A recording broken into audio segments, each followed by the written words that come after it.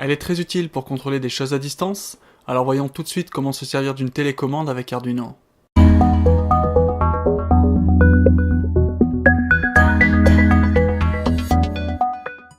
Le principe de fonctionnement d'une télécommande infrarouge est très simple. Lorsque vous appuyez sur chacun des boutons, une information est codée en binaire suivant un protocole. Ensuite, un circuit électronique à l'intérieur de la télécommande va se charger de moduler cette information binaire pour transmettre des ondes sous forme d'impulsions. On utilise pour cela une LED infrarouge, qui est une LED comme une autre, sauf que l'œil humain ne peut pas visualiser la lumière émise. Par contre, un récepteur infrarouge peut la voir. Il va faire même un peu plus qu'observer cette lumière. Il va tout d'abord la transformer en un signal électrique, puis amplifier le signal, le filtrer et le numériser pour restituer l'information binaire qui avait été codée par la télécommande. Tout ceci est ce qu'on appelle une chaîne d'acquisition et de restitution du signal. Alors maintenant, je vous propose de passer à la pratique avec un câblage très simple comprenant seulement un récepteur infrarouge. Concernant le programme, nous allons utiliser une librairie qui permet de faciliter l'utilisation de la télécommande. Par contre, cette librairie n'est pas inclue avec le logiciel Arduino, alors on va l'ajouter nous-mêmes.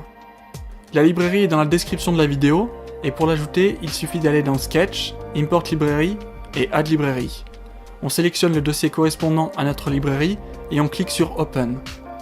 Une fois que c'est fait, on peut passer au code. On déclare d'abord la broche où est connecté le récepteur infrarouge. On déclare ensuite l'utilisation d'un module infrarouge, puis une variable de type decodeResult qui stockera le message reçu par le récepteur.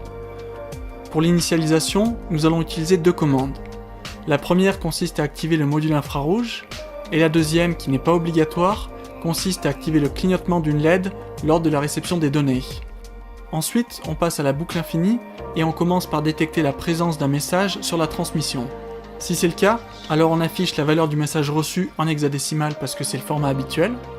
Enfin, on termine la boucle avec la fonction resume qui permet au récepteur de recevoir de nouveaux messages, ce qui donne le résultat suivant.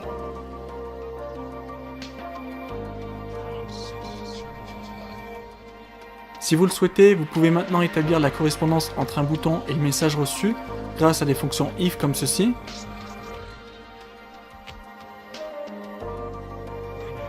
Vous pouvez en faire de même pour stocker l'information dans une variable et ainsi commander vos applications à distance grâce à une télécommande.